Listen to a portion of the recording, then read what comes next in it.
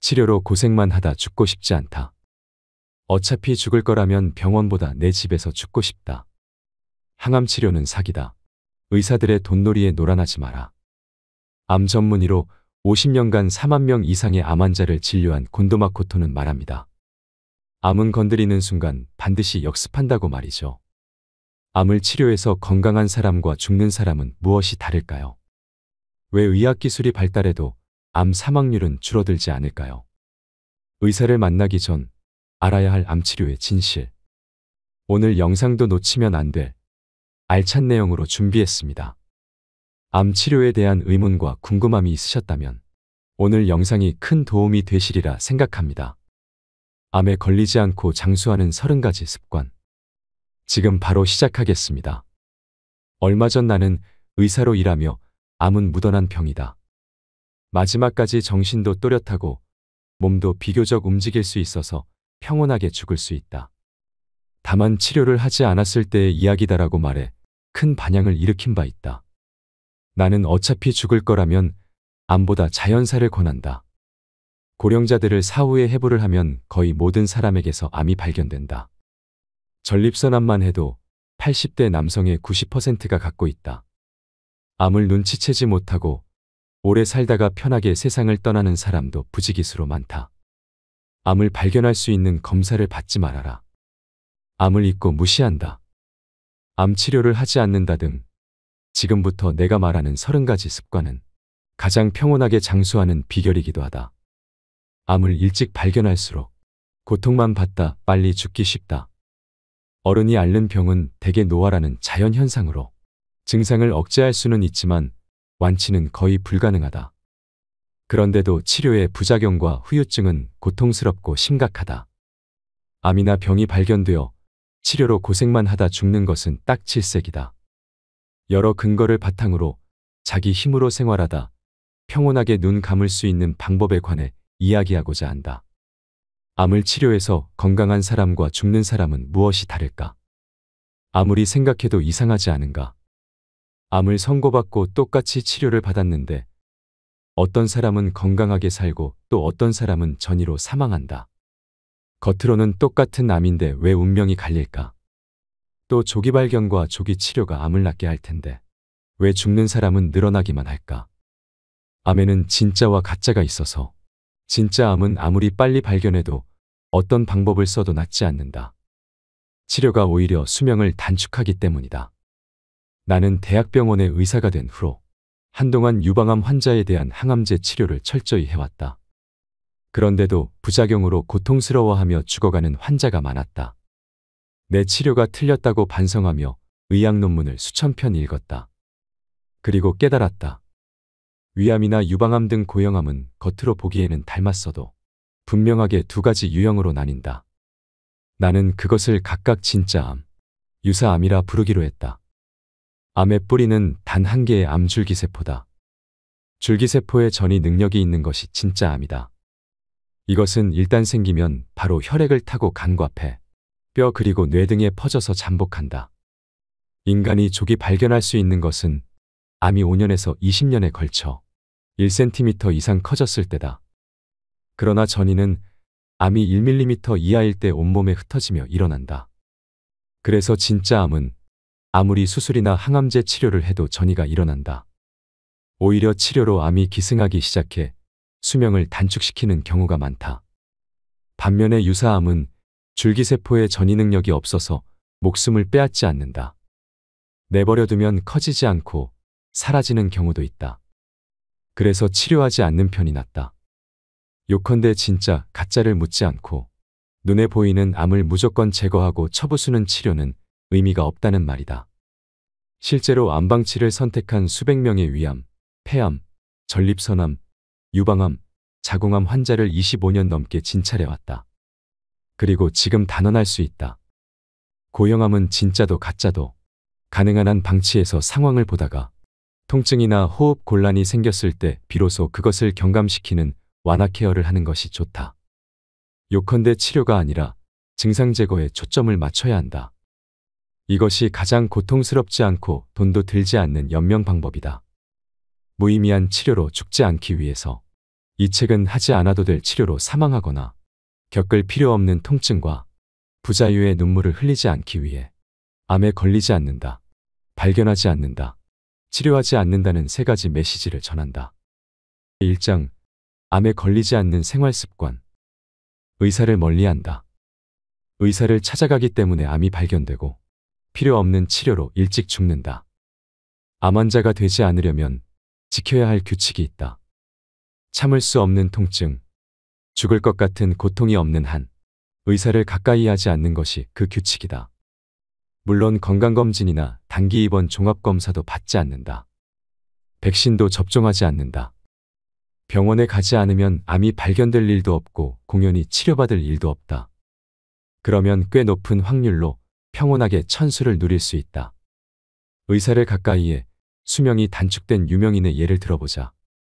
우리 집 근처에 지오노 후지 씨가 살아서 자주 봤어요. 나의 세컨드 오피니언 외래를 찾아온 한 암 환자가 이렇게 말했다. 건강한 사람이었는데 수술하고 순식간에 수척해지더니 거짓말처럼 세상을 떠났잖아요. 치료는 정말 무서운 거구나 싶었죠. 지오노 후지는 단기 입원 종합검사에서 작은 췌장암을 발견해 바로 수술을 받았다. 그야말로 조기 발견, 조기 치료였다. 암은 완전히 제거했다고 의사는 말했지만 몇 개월 후 폐로 전이되어 수술 후 1년 만에 사망했다. 체중은 수술 전보다 13kg이나 줄었다고 한다. 췌장암은 진짜가 많지만 가만히 내버려두면 대개 잠잠해지고 전이도 바로 나타나지 않는다. 두 사람 모두 검사를 받지 않았다면 지금도 췌장암의 존재조차 모른 채 건강하게 활약했을 가능성이 있다. 미국에서는 의료에 대한 새로운 인식이 확산되어서 목숨과 관계되지 않는 종양을 암이라고 부르지 말자. 하지 않아도 되는 검사나 치료가 몸을 아프게 하고 암이라는 단어의 이미지가 환자를 공포로 내몰기 때문이다라는 요지의 토론도 시작되었다. 밥을 맛있게 잘 먹을 수 있는데 건강검진이나 단기 입원 종합검사에서 암이 발견된다면 대개 유사암이다. 치료할 의미가 없다. 반면에 피가 섞인 가래나 기침, 음식을 삼키기 어려운 증상 등과 함께 발견된다면 진짜 암일 확률이 높다. 그때는 가능한 한 몸을 상하게 하지 않는 방사선이나 라디오파, 스텐트 등의 대처법을 찾는다. 만일 내가 앞으로 의사를 찾게 된다면 충치, 골절, 밖에서 큰 출혈이 일어나거나 심한 장폐색, 암이 위에 출구를 막았을 때 그곳을 피해 위와 장을 연결하는 바이패스 수술. 생각할 수 있는 경우는 이 정도다. 검사를 받지 않는다. 건강진단, 단기 입원 종합검사, 암검진으로 목숨을 구할 수는 없다. 50년 전보다 훨씬 많은 암이 발견되고 있지만 사망자 수는 줄지 않는다. 오히려 조금 늘었다. 수술이나 항암제 등의 조기 치료로 수명이 단축된 사람들 때문일 것이다. 기력도 있고 식사도 잘하는데 암검진 등에서 신경 쓰이는 그림자나 수치, 암이 발견되면 의사는 자세히 조사해보자. 작을 때 발견해서 행운이다. 당장 절제하자고 몰아댄다. 가령 전립선암의 생체검사의 경우 고관 사이로 여러 개의 바늘을 찔러 조직을 채취해서 세포를 조사하는데 그 후유증으로 입원하거나 사망하는 경우도 있다. 왜 암검진은 목숨을 구한다는 것을 증명하지 못할까? 세계의 여러 검진 자료를 조사했더니 암 사망률이 감소할지 모른다는 연구는 있어도 총 사망률이 감소한다는 것은 전혀 증명되지 않았다는 것이다. 세계 의료계는 큰 충격을 받았다. 암검진의 가장 큰 문제는 사소한 변화까지 암으로 의심해 정밀검사나 치료를 재촉한다는 점이다. 가령 자궁경부암 검진에서는 이 암으로 사망하는 사람보다 수천 배나 많은 이들이 이상을 발견해 정밀검사를 받는데 절제수술에 돌입해 수명을 단축하는 경우가 적지 않다. 일본 남성의 절반 가까이가 받는 폐암 검진도 조기 발견한 사람이 그렇지 않은 사람보다 많이 사망한다는 것이 밝혀졌다. 암은 체내에서 생겨나 검사를 통해 발견될 때까지 5년에서 20년 이상 걸린다. 사람들이 생각하는 것보다 훨씬 천천히 진행되는 경우가 대부분이다. 만일 진짜 암이면 처음부터 전신의 전이에 잠복해 있다. 그래서 상태를 보고 통증이 점점 심해진다. 음식을 먹을 수 없다. 숨쉬기가 곤란하다 등의 증상이 나타났을 때만 그것을 완화하는 치료를 하는 것이 좋다. 검사는 불행의 시작이다. 건강검진은 신장, 체중 측정과 소변 검사 정도만 받고 체열은 하고 싶지 않다. X선 피폭은 무섭다고 저항하자. 유사암에 당황하지 않는다. 의심스러운 병변이 발견되면 병리의가 병리 진단을 한다. 생체 검사로 세포를 떼어내어 현미경으로 생김새를 본다. 세포의 크기, 모양, 배열 등을 확인해 생김새가 나쁘다고 판정하면 악성 종양, 즉 암 진단이 내려진다. 그런데 인간과 마찬가지로 생김새가 좋지 않은 세포가 실제로는 전혀 문제없고 반대로 잘 정돈된 생김새의 세포가 흉악한 경우도 있다. 그러나 병리에는 생김새가 조금만 나빠도 암으로 진단해서 외과의에게 전달한다. 외과에서도 의심스러운 것은 전부 암으로 해두라고 말한다. 그 중에는 가짜인 유사암이 매우 많다. 내버려둬도 죽지 않는 가짜를 암이라고 하는 것이다. 암이 발견되면 의사들은 기다렸다는 듯이 바로 제거하면 거의 100% 낫는다. 치료하지 않으면 손해다. 항암제로 없애자며 치료 의욕에 넘친다.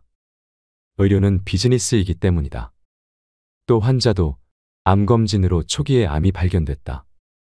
작을 때 깨끗이 제거했으니까 앞으로 5년간 재발하는 일 없이 건강할 것이다. 행운이다 하고 좋아한다. 무해한 유사암을 발견해 의미도 없이 몸을 상하게 해서 손해를 입었는데도 말이다. 종양이나 염증을 암으로 진단해 자궁과 위를 제거하거나 항암제 투여로 고통을 받다가 일찍 죽는 경우가 많다. 고형암은 서둘러서 치료하지 않는 것이 정답인데 자신의 암은 진짜일까 가짜일까? 이것이 환자가 가장 알고 싶은 문제다. 가령 암세포가 커져서 피부를 찢고 나오는 유방암은 진짜 암이라고 생각할 것이다.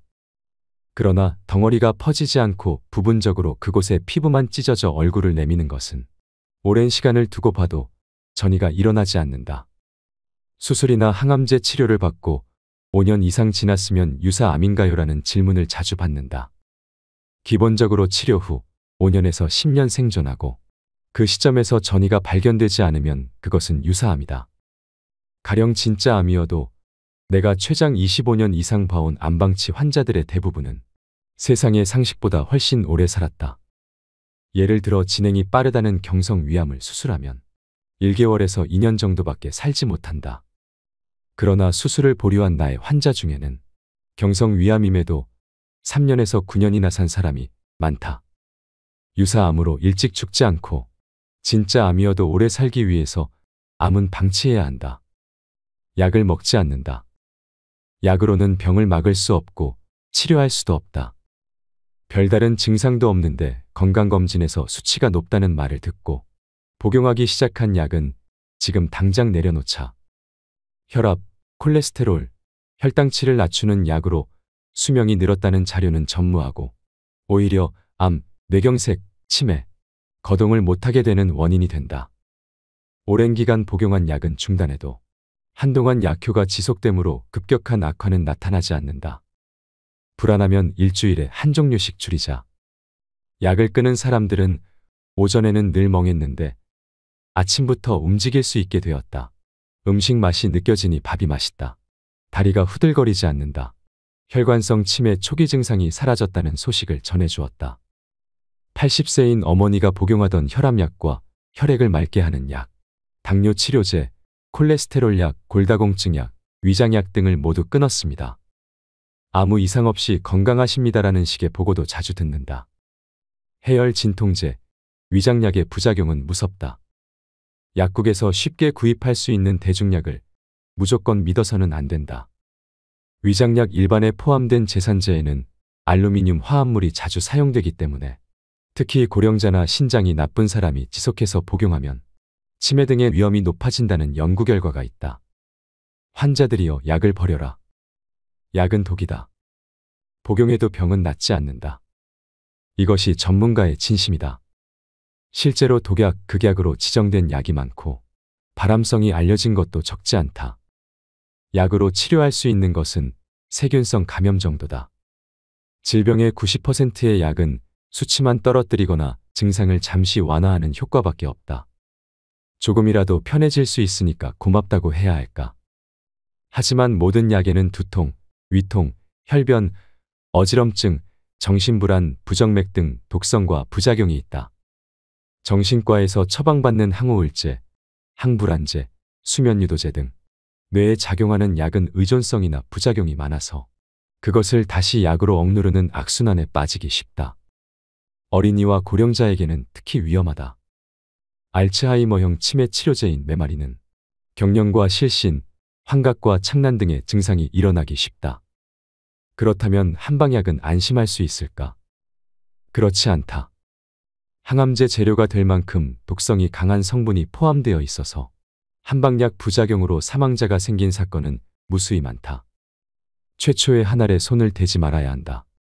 살을 빼지 않는다. 살이 빠지면 저항력이 약해져서 암이 기승한다. 암에 걸리니까 고기도, 우유도, 설탕도 전부 먹으면 안 된다고 하니 식욕이 떨어져서 살이 많이 빠졌어요라고 말하는 환자가 상담을 왔다. 요즘에는 암이 사라지는 식사, 암은 식사로 낫는다는 식의 정보가 넘쳐나다 보니 암 환자 대부분이 현미, 채식으로 바꿨다. 고기와 우유를 먹지 않는다. 단 것을 끊었다. 자주 단식한다. 당근 주스를 매일 듬뿍 마신다는 등 식단을 바꿔버린다.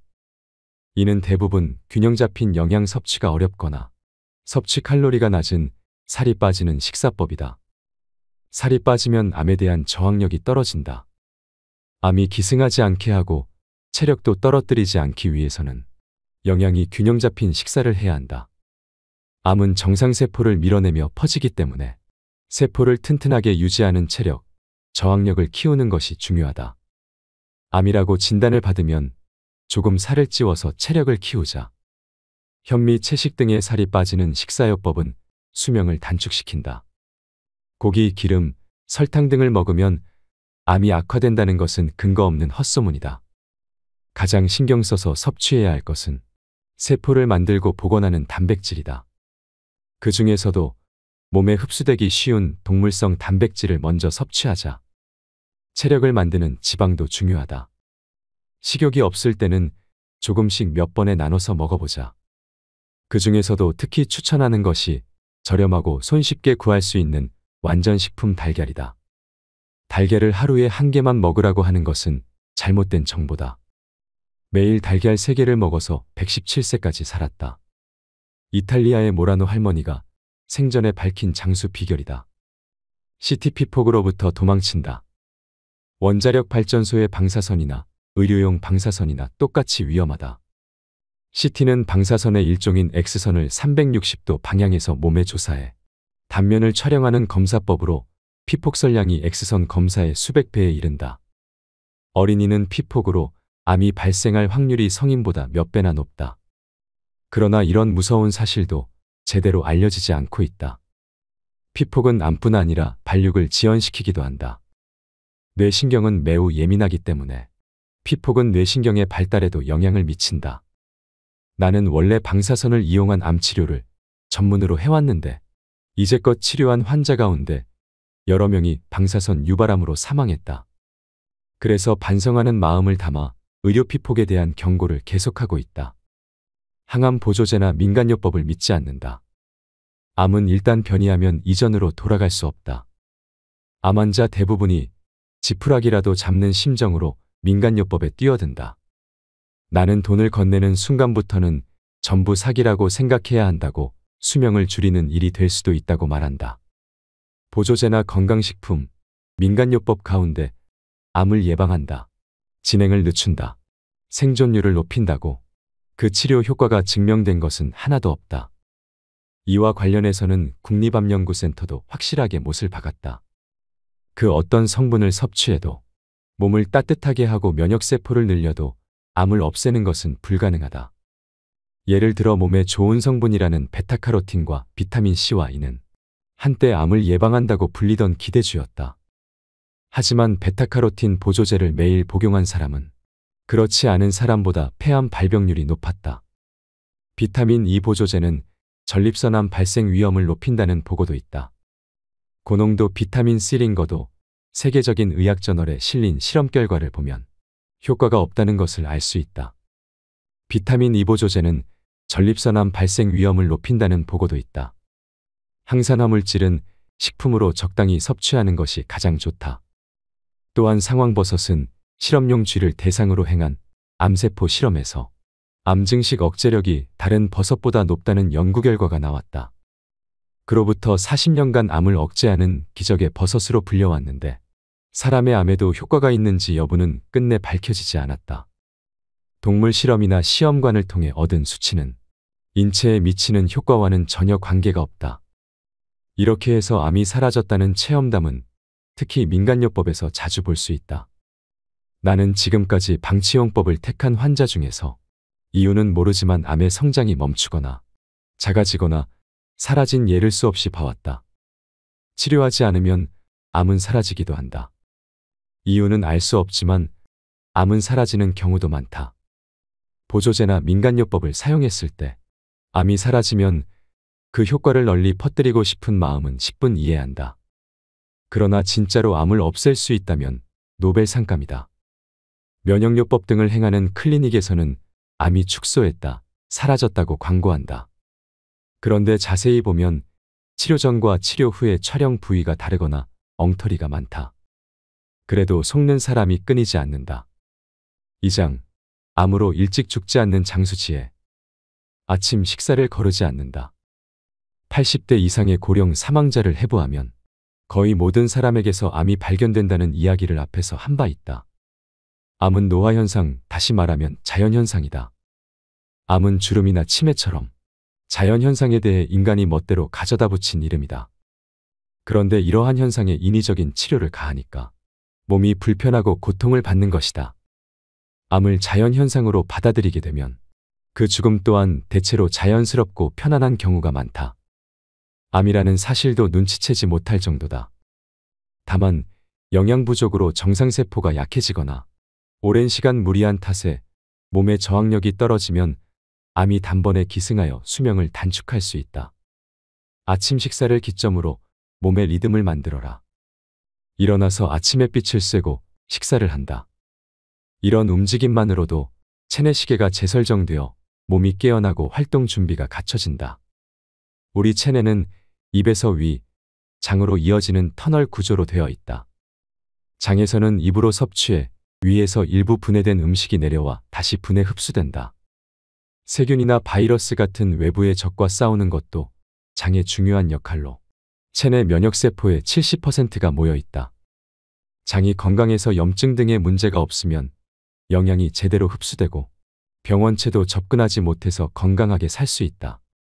장내 환경 개선과 변비 완화를 위해 아침에 하기 좋은 몇 가지 습관을 추천한다. 첫째, 일어나자마자 따뜻한 물을 마신다. 내장이 따뜻해져서 대장이 원활하게 움직이고 변도 묽어진다.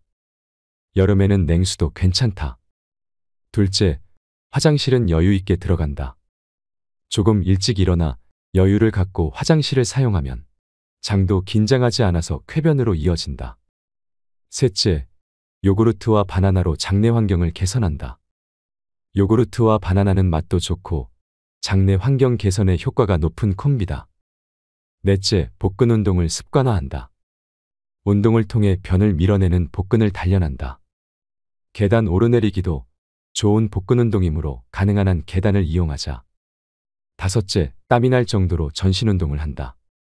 출퇴근할 때 한 정거장 정도의 거리를 빠른 속도로 걷는 것도 장활동에 도움이 된다. 7시간 숙면을 취한다.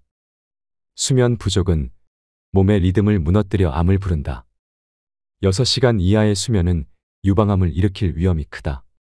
또 미국 하버드 대학 연구팀은 수면 중에 분비되는 호르몬인 멜라토닌이 전립선암의 발병을 억제한다고 발표했다. 수면 중에는 성장 호르몬도 분비된다. 낮 동안의 활동으로 세포가 손상된 몸을 회복시켜주는 호르몬이다. 수면 부족이 이어지면 피로가 쌓여 감기에 쉽게 걸리거나 피부 트러블과 탈모가 심해진다. 성장 호르몬이 제대로 분비되지 않은 탓에 회복이 늦어 건강을 해치고 노화를 초래하기 때문이다. 또 신진대사 능력도 떨어져 밤샘을 하면 곧바로 얼굴이 붓는다. 교감신경의 긴장이 지속되어서 혈압도 올라간다. 하나같이 수명을 줄이는 일뿐이다. 수면 시간이 6시간 이하인 사람은 7시간에서 8시간인 사람에 비해 사망률이 2.4배 높아진다고 보고했다. 다만 수면도 과유불급이다. 과다수면도 일찍 사망한다. 수면 시간이 9시간인 사람의 사망률은 남성이 17%, 여성이 23%나 높았다. 잠드는데 어려움을 겪는다면 먼저 따뜻한 물로 샤워를 한 후 가볍게 스트레칭을 하자. 체온이 올라간 상태에서 내려가거나 적당한 피로감이 있을 때 뇌도 긴장을 풀고 편안히 잠들 수 있다. 수면 유도제나 술에 의존하지 말고 자연스럽게 잘 수 있는 방법을 고민해보자.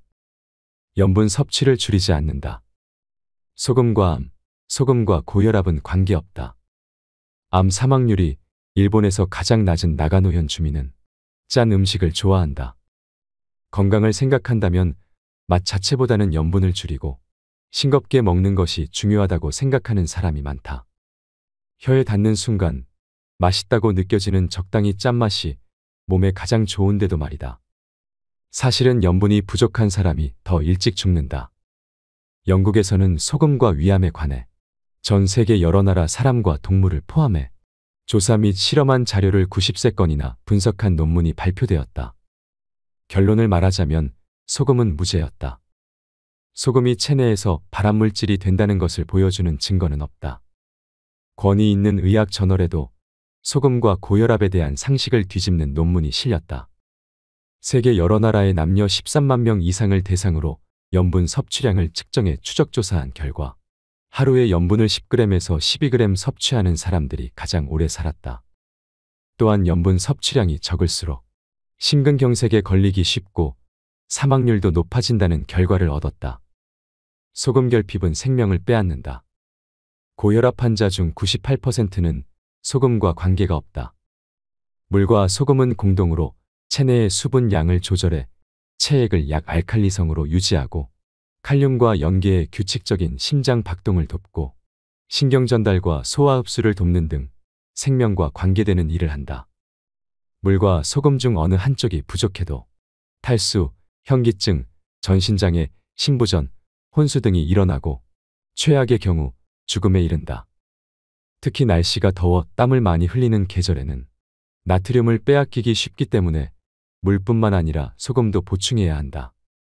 물과 소금은 몸에 필요한 양을 제외하고는 바로 소변으로 배출되는 까닭에 과다 섭취해도 걱정할 필요가 없다. 세계보건기구는 성인은 하루 소금 섭취량을 5g 미만으로 조절해야 한다고 발표했다. 덴마크의 한 연구자는 소금 섭취량을 6g 미만으로 줄이자고 권고하고 있다. 공포감을 조장하는 비즈니스에는 늘 주의하자. 소금 섭취량이 6.7g 미만일 때 오히려 사망률이 증가했다. 또한 나트륨과 칼륨은 서로 연동해서 체내의 균형을 유지하므로 칼륨이 많은 생채소, 감자나 고구마, 두부, 해조류, 과일 등도 적당히 섭취하는 게 좋다. 혈압과 콜레스테롤은 약으로 해결되지 않는다. 무리하게 수치를 내리면 암을 부른다. 70세가 넘으면 절반 이상이 혈압이 높으니까 치료를 받아야 한다며 혈압 강화제 복용을 권유받는다. 사망 원인 중 암 다음으로 많은 것이 심근경색, 뇌경색, 뇌출혈 등 심장과 뇌의 혈관이 막히거나 파열해서 일어나는 병이다. 이를 막기 위해 혈압을 낮추라는 것인데 혈압을 약으로 낮춰서 뇌졸중이나 심장병이 줄었다, 사망률이 감소했다고 증명된 자료는 하나도 없다. 강화제로 인한 암 발병률이 번번이 경고될 뿐이다. 고혈압 환자들을 대상으로 연구한 결과 혈압 강압제를 복용한 그룹이 암에 걸리거나 뇌경색을 일으킨 경우가 많았다. 강압제를 장기 복용하면 암, 뇌경색, 치매가 증가한다. 그럼 혈압이 180이 넘는 사람은 어떨까? 주민 4만 명 이상을 5년간 추적한 조사에서는 혈압이 높은 그룹이 낮추는 치료를 하자 오히려 사망률이 높아졌다는 결과가 나왔다.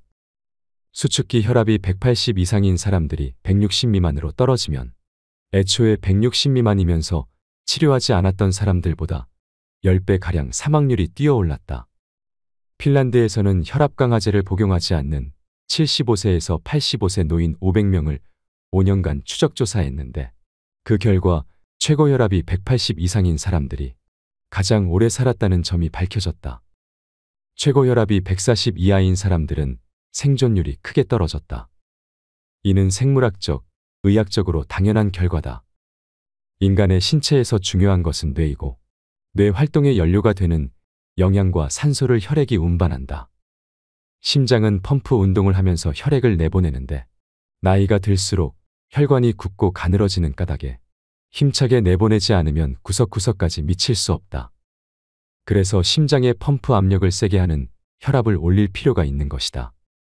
이를 약으로 억제하면 강물이 흐르지 않고 고여 탁해지듯이 혈액의 흐름이 나빠져 혈관 안에서 굳어지기 쉽다. 무서운 것은 뇌경색인데 혈관이 막히거나 혈액이 흐르지 못해 뇌의 조직이 죽어버리는 병으로 반신마비가 일어날 수 있다. 혈액이 뇌에 제대로 돌지 않으면 비틀거림과 치매도 발생하기 쉽다. 국가 연구에서는 연령, 혈압에 관계없이 혈압 강화제를 복용하지 않는 사람이 14년 후 높은 자립도를 보였다는 연구 결과를 내놓았다. 혈압을 억지로 조절하지 않고 자연스럽게 놓아두는 편이 몸과 마음 그리고 뇌의 건강에 좋다는 것이다. 혈압은 연령과 성별, 흡연, 운동량 등의 영향을 받아 몸이 최고의 상태가 될 수 있게 알아서 조절해주는 수치다. 수축기 혈압이 200대로 올라 두통과 현기증이 있다면 이때는 치료가 필요하다. 이를 제외한 경우에 고혈압이 신경 쓰인다면 폭음과 폭식에 주의하고 자주 걷자. 절제와 운동을 실천하면 혈압이 내려갈 것이다. 흔히 혈중 콜레스테롤도 높을수록 혈액이 끈적끈적해져 심근경색 등으로 일찍 사망한다고 생각하는데 사실은 완전히 반대다. 고지혈증으로 진단받은 5만 명에게 콜레스테롤 저하제를 복용하게 하고 추적한 연구가 있다. 뚜껑을 열어보니 콜레스테롤 수치가 떨어질수록 뇌졸중, 암 등 사망률이 증가했다. 콜레스테롤 수치가 높을수록 암을 막는 방파제가 되는 한편 낮으면 낮을수록 암 발병률과 암 사망률이 높아진다는 자료가 속속 발표되고 있다. 콜레스테롤은 지질의 한 종류로 고기, 생선, 달걀에 많이 포함되어 있고 세포막의 재료가 된다. 즉, 세포를 튼튼하게 해준다. 그걸 아는가? 전체 콜레스테롤 수치의 기준을 조금만 높여도 약의 판매가 1조 원 이상 감소한다.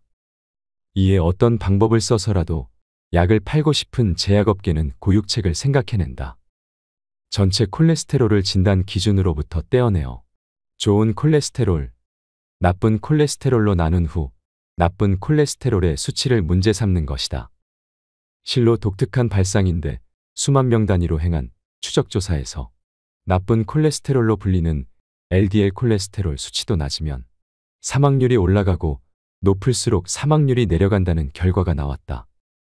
여성은 폐경을 하면 콜레스테롤 수치가 급상승하는데 이는 여성 호르몬의 감소에 의한 생리현상으로 건강하다는 증거다. 약을 복용할 필요는 전혀 없다. 건강하다면 혈당치는 신경 쓰지 않는다. 혈당치를 약으로 떨어뜨리면 사망자가 증가한다. 혈압이나 콜레스테롤 수치와 마찬가지로 고혈당 진단 기준치도 부당하리만치 낮게 정해져 있다. 건강하게 생활하고 있다면 고혈당은 신경 쓰지 않아도 된다. 당뇨병의 90% 이상은 당질과 지방의 과다 섭취와 노화에 의한 2형 당뇨병이다. 자각 증상이 없는 건강한 사람이 대부분으로 치료는 유해하다. 특유의 망막증이나 신장병, 신경장애가 일어나 다리를 절단해야 할 수도 있다고 의사는 협박하겠지만 당황하지 않아도 된다. 오히려 약으로 지나치게 혈당치를 떨어뜨리면 휘청거리다 넘어져서 거동도 못하고 누워 지내게 될 수 있다. 정신을 잃고 쓰러지는 등 목숨과 관계되므로 위험하다는 사실을 알아야 한다. 혈당치를 내릴수록 사망하기 쉽다. 이유는 우선 저혈당 발작에 있다. 뇌세포의 연료인 포도당의 공급이 끊어지면 순식간에 뇌 기능이 정지해 실신에서 뇌사 상태를 거쳐 사망에 이른다. 특히 인슐린은 저혈당 상태가 되기 쉽고 그만큼 사망 위험성도 높다. 혈액 중의 인슐린 과잉이 암 유발에 관계한다는 보고도 여럿 있다. 두 번째로 낙상 위험이다. 혈당치를 엄격하게 낮출수록 낙상률이 높아져 골절 상태에서 치료가 잘 되지 않아 끝내는 거동을 하지 못하고 누워만 지내는 악순환이 일어난다. 세 번째로 약의 부작용이다. 당뇨병 치료제 가운데 가장 많이 팔리는 자누비아만 해도 수많은 부작용이 따른다. 치료 목적이라고 해도 약과 인슐린은 최대한 피하도록 하자. 열을 내리지 않는다. 발열, 기침, 콧물 등의 증상은 면역체계가 싸우고 있다는 신호다. 인간의 면역체계는 바이러스, 세균, 동물 등 이물질, 외부의 적에 대해서는 확실히 엄청난 공격력을 발휘한다. 의학적으로 면역력이 올라갔다는 것은 면역체계를 유지하는 백혈구 수가 증가해 빨갛게 붓거나 열을 가진 염증이 일어난 상태를 말한다. 발열, 기침, 콧물, 가래, 설사, 구토 등은 면역력이 올라가 바이러스 세균과 싸우고 있다는 신호다. 약에 의존하지 말고 몸 밖으로 내보내야 할 것은 완전히 내보내는 것이 회복의 지름길이다.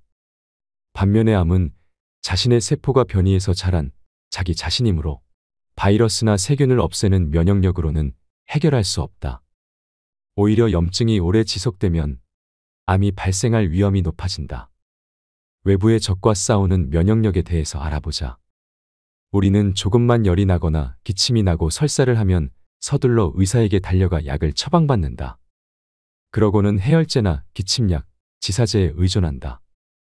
이는 애써 행동을 개시한 자신의 면역력을 망치는 일이 된다는 사실을 아는가?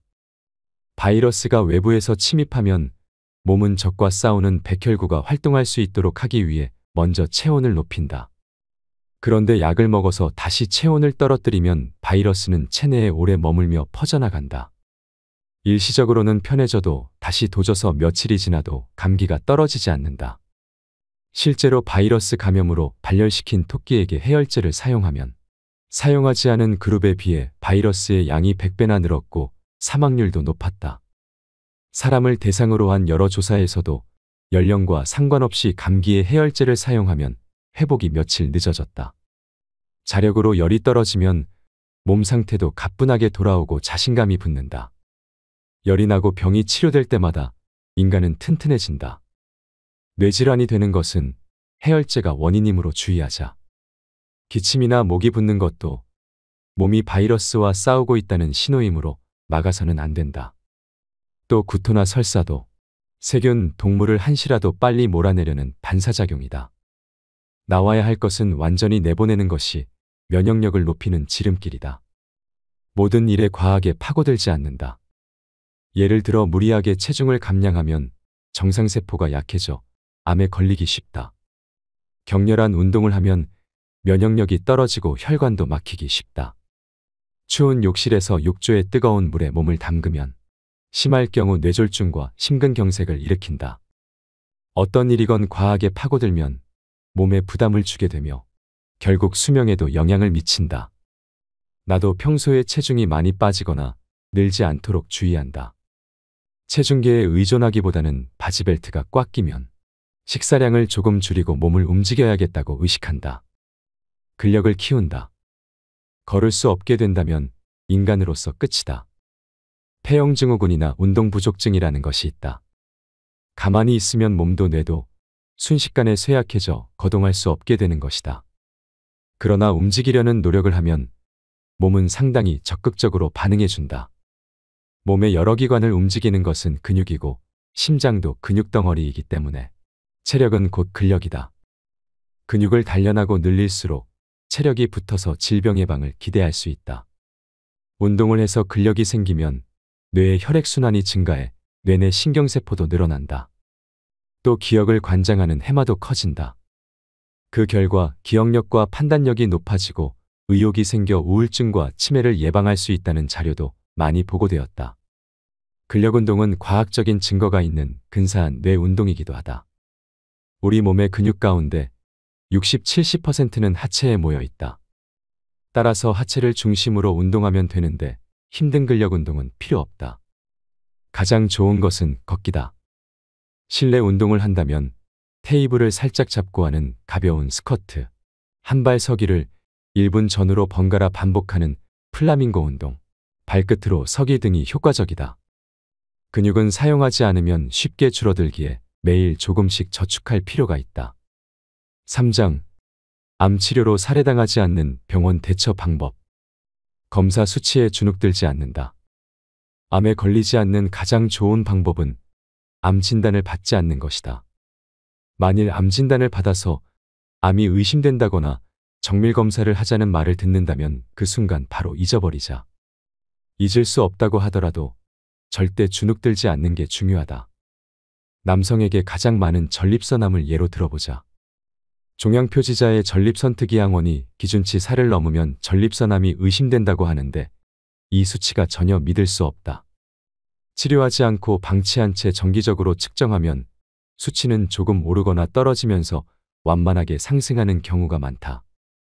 하지만 200을 넘어도 아무 일도 일어나지 않기 때문에 검사를 통해 발견한 암은 90% 이상이 유사암이라는 결론에 이르렀다. 가장 큰 문제는 이 수치에 휘둘려서 전립선암을 발견하고 치료해도 수명이 연장되지 않는다는 것이다. 확실한 증거도 없이 수술과 항암제 치료에 돌입하면 비참해진다. 전립선을 제거할 때 대부분의 환자가 성기능 불능이 되곤 한다. 그렇게 되면 요실금도 자주 일어난다. 항암제 치료로 일찍 사망하는 사람도 많다. 표준 치료를 믿지 않는다. 표준 치료는 이것저것 전부 하는 치료다. 그런데 이 표준은 상당히 엉터리다. 학술적으로 옳다는 증거는 없다. 암 치료는 의료 비즈니스의 기둥이다. 환자에게 가능한 한 많은 검사와 치료를 받게 해서 돈을 쓰게 해야 한다. 수술에는 대개 항암제 치료가 따라붙는 게 그 한계다. 학회가 표준 치료의 근거로 삼는 자료도 허점투성이다. 예를 들어 폐암처럼 덩어리를 만드는 암에는 항암제가 효과적이라고 말하는 해외 논문을 읽고 발견한 법칙이 있다. 전이암 치료 중 병원에 오지 않게 된 사람을 그 후에도 살아있는 것으로 한다는 법칙이다. 치료해도 힘들 뿐일 텐데 라고 생각해도 의사는 그 사실을 환자에게 말할 수 없다. 나는 눈앞에 있는 환자가 어떻게 하면 가장 고통받지 않고 안전하게 오래 살 수 있을까에 관해 깊이 연구해왔다. 이것이 유사암 이론의 대전제다. 나는 암의 종류와 진행 정도에 따라 이렇게 세심하게 대처법을 생각한 의사는 많지 않을 거라고 자부한다. 나는 암 절제 수술은 후유증이 크고 몸에 메스를 대면 암이 기승한다. 그만두는 게 좋다. 항암제는 듣지 않는다고 말한다. 이 내용을 그대로 일반 병원에서 전한다면 치료를 바라는 환자가 크게 줄어서 병원을 유지할 수 없게 될 것이다. 그래서 의사는 이 수술을 해도 환자는 여전히 고통받을 뿐이다. 이렇게 항암제를 사용하면 금방 죽을지도 모른다고 생각해도 아무 말도 하지 않을 뿐더러 할 수도 없다. 그 결과 많은 환자가 수술 후유증과 항암제 독성으로 고통을 받아 암이 아니라 암의 표준 치료 때문에 목숨을 잃는다. 암이 무서운 게 아니라 암 치료가 무섭다.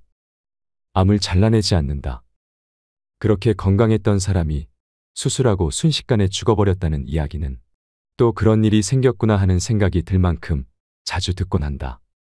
몸에 메스를 대는 것은 큰 상처를 남기는 일이다.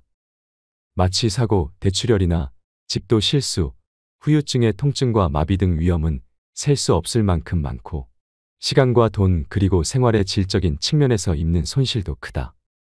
그런 위험을 무릅쓰면서 수술하는 이점이 있을까? 과연 연명에 도움이 될까? 이 부분을 잘 생각해야 한다. 수술하면 전이하기 쉽다는 것은 의학계에서는 옛날부터 지적되던 내용이다. 그 원인은 크게 두 가지다. 암을 수술로 제거하면 통제가 되지 않아 전이암의 증대 속도가 올라가고 전이가 발견되는 것도 빨라진다. 다른 하나는 메스로 절개한 상처에 암세포가 몰려와서 암이 기승하게 되기 때문이다. 즉 증대와 전이 속도를 앞당길 위험이 높아진다. 종종 암을 전부 제거했다고 발표한 유명인이 금세 또 재발 소식을 알리는 경우가 있다. 전이성 암에서는 혈액 중에 암세포가 떠 있어서 수술로 혈관이 찢어지면 암세포가 흘러나와 손상된 조직에 착상하기 때문이다. 또 메스로 상처를 입은 부분에서는 백혈구 등에서 정상 조직의 복원을 활발히 하는 물질이 분비되어 그 물질이 암도 성장시키게 된다. 결국 지금 거기에 있는 암을 제거하더라도 수명은 줄어들 뿐이다. 의사가 하라는 대로 하지 않는다. 죽기 전에 치료를 거부해야 했다고 후회하지 말자. 의사가 하라는 대로 하며 함부로 목숨을 맡기는 것은 매우 위험하다. 또 의료도 비즈니스라서 치료해야 이익이다. 의사는 상황을 지켜봅시다라는 말은 잘하지 않는다. 그 결과 무의미한 치료로 몸이 망가져 죽음에 이르는 환자가 얼마나 많은가. 보도되는 암 수술 사고사는 빙산의 일각이다. 대학병원에서는 터무니없는 의료사고가 자주 일어난다. 의학부 부속병원에서 간장 절제 수술을 받은 암 환자 8명이 사망한 사건이 있다. 전부 한 명의 외과 의사가 집도했다는 점이 밝혀졌다. 이것은 빙산의 일각이다. 의료사고가 일어나는 원인 중엔 먼저 의사의 능력 부족이라는 개인의 문제가 있다. 그리고 의사의 능력이나 치료를 확인하고 관리하는 기관이 없다는 조직의 문제가 있다. 대학병원에는 젊은 수련회나 연구에 내몰려 현장 경험이 적은 의사가 많다. 한편 수술 등의 치료 건수가 많을수록 학회 내에서의 지위가 올라가고 병원 홍보도 된다. 그래서 터무니없는 치료가 횡행하기 쉽다. 대부분의 외과인은 실력이 미숙해도 위험률이 높은 어려운 수술에 도전하고 싶어 한다. 의사의 으름장에 겁먹지 않는다. 암은 목숨과 관계되는 병이라서 으름장도 과격하다. 치료하지 않으면 큰일 난다. 수술하지 않으면 장폐색으로 대굴대굴 뒹굴 만큼 아프다. 항암제로 없애지 않으면 암이 폭발적으로 늘어난다 등등. 의사의 으름장의 질에 겁먹지 않고 후회하지 않을 의료진을 찾으려면 나름대로 폭넓게 정보를 수집하고 자신의 머리로 생각해 스스로 판단할 수 있어야 한다. 병원에서 살해당하지 않기 위한 7가지 매뉴얼을 정리했다. 첫째, 치료의 부정적인 면까지 포함해 스스로 부지런히 폭넓은 정보를 수집한다. 둘째, 인사하지 않는 의사, 환자의 얼굴을 보지 않는 의사, 깔보는 의사로부터 도망친다. 셋째, 갑자기 5종류 이상의 약을 처방하는 의사로부터 도망친다. 넷째, 의사의 유도에 말려들지 말고 설명을 곧이곧대로 믿지 않는다. 다섯째, 의사에게는 꺼리지 말고 질문한다. 여섯째, 수술 후유증, 약물 부작용, 치료 후 생존율과 그 근거를 자세히 묻는다. 일곱째, 여러 의사의 소견을 듣되 검사 자료와 X선, CT 영상은 환자의 것이므로 당당히 요구한다. 의사가 겁을 주어도 의연히 맞서자. 자기 몸의 목소리도 잘 들어서 치료를 하지 않는다. 중단한다는 선택지까지 포함해 검토하자. 시한부라는 말에 휘둘리지 않는다. 의사로부터 갑자기 시한부 판정을 들으면 거짓말이라 말하고 도망치자. 암을 치료하지 않으면 어떻게 되는지 제대로 지켜본 적이 있는 의사는 거의 없기 때문이다. 게다가 암이 자라는 속도와 남은 시간을 파악하려면 최소 3개월간의 관찰이 필요하다. 암이 사람을 죽이는 것은 폐와 식도, 뇌 등에서 덩어리가 커져 호흡과 식사, 해독 같은 생명 유지의 기능을 먹게 했을 때다. 암 자신이 독소를 내뿜거나 아픈 것은 아니다. 예컨대 유방암은 덩어리가 자라 피부를 찢어 직경 20cm가 넘어도 전이가 없으면 환자는 활발하고 생기 있게 살아갈 수 있다. 유방암으로 목숨을 잃었다면 거의 100% 암이 폐로 전이되었기 때문이다. 그러니까 시한부 판정은 잊어버리고 암에게 천천히 가자고 말을 걸자. 그간 하고 싶었던 일이나 꿈을 하나씩 실현해 나가는 시간으로 삼는 것이다. 항암제에 손대지 않는다. 항암제는 고령자의 수명을 단축시킨다고 국가가 이미 자백했다. 국립암연구센터에서 진료를 받은 70세 이상의 암 환자 1,500명을 추적조사했더니 폐암, 대장암, 유방암 말기 환자는 항암제 치료를 한 사람이나 하지 않은 사람이나 생존율이 다르지 않았다. 폐암으로 40개월 이상 생존했던 사람은 항암제 치료를 하지 않은 환자뿐이다. 유방암의 항암제는 효과가 없다. 유럽 9개국 112개의 병원이 협력해서 유방암 수술을 받은 환자 7,000명을 모아 역사상 유례없는 비교 실험을 진행한 바 있다. 9년간 추적한 끝에 항암제 투여를 한 그룹과 안 한 그룹의 생존율이 다르지 않았다. 이 밖에도 효과가 없다고 말하는 자료가 산처럼 쌓여 있는데도 의사들은 모르는 척한다. 유방암 환자 한 명에게 10종류가 넘는 항암제를 차례로 투여하기도 한다. 무의미한 치료에 피해를 입기 쉽다. 항암제 치료를 받으면 건강한 사람도 급사할 수 있다. 기적의 신약을 믿지 않는다.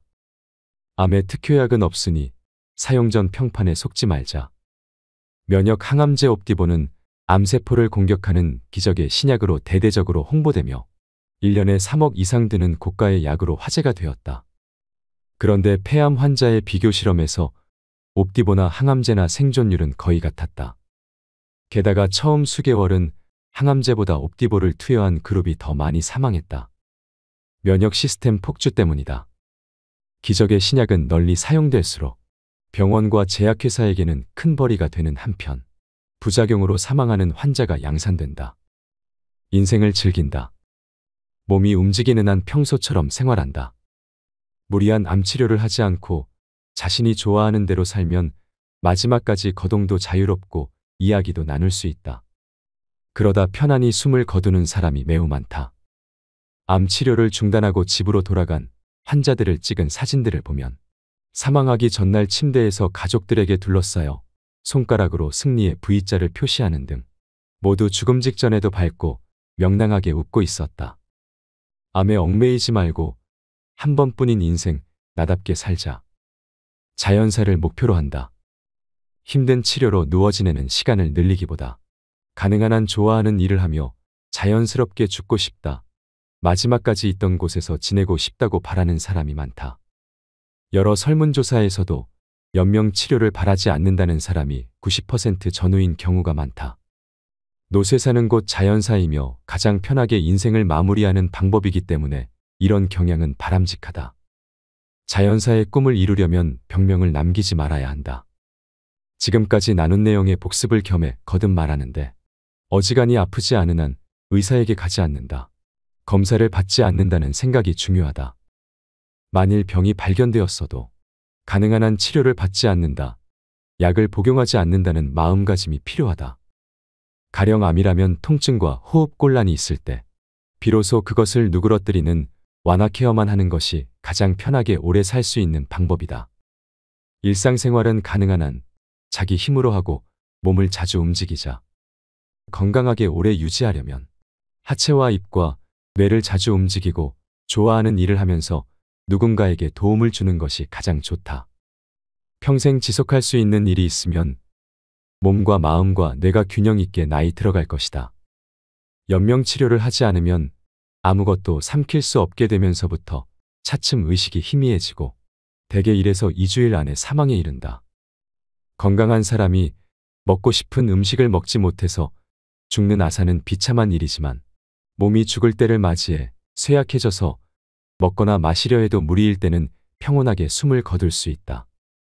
기아 상태의 뇌에서는 뇌내의 물질이 분비되어 기분이 좋아지고 탈수에 의해 혈액이 줄어들어 의식이 희미해진다. 즉, 죽음은 기분 좋게 깜빡 조는 사이에 이루어지는 이 세상에서 저 세상으로의 이행이다. 사람은 모두 죽음이라는 목적지를 향해 나아가는 연약한 존재다. 그 최종 목적지는 멀리 있지 않다. 어느 날 갑자기 바로 눈앞에 다가올지도 모른다. 누가 먼저 갈지도 알 수 없다. 그래서 숨 쉬고 있는 지금이 아름답다. 오늘 하루를 소중히 살자. 그리고 자신에게, 가족에게 인생의 마지막이 어떤 모습일 때 행복할지 건강할 때부터 미리 생각해두자. 의사에게 살해당하지 않는 47가지 방법의 저자인 곤도 마코토는 공포를 조장하여 치료를 이룩하는 의료 비즈니스의 컨베이어 벨트에서 당장 내려오라고 말합니다. 하지만 이제 우리는 알고 있습니다. 검사 수치에 주눅들지 않고 표준 치료를 믿지 않고 암을 잘라내지 않고 기적의 신약을 믿지 않아야 한다는 것을 말이죠. 곤도 마코토의 암 치료에 대한 솔직한 고백과 거침없는 충고가 얼마나 와닿으시나요? 우리는 현대의학이 놓치고 있는 암 치료의 맹점에 대해 생각해 보아야 합니다. 암 환자를 가족으로 둔 사람이나 병간호 중인 사람들, 암 진단을 받고 치료 중인 환자나 치료를 중단한 환자뿐 아니라 건강에 관심 있는 모든 사람들에게 도움이 되는 영상이었길 바랍니다. 이상으로 인생 철학이었습니다. 철학이 있는 당신의 삶을 응원합니다.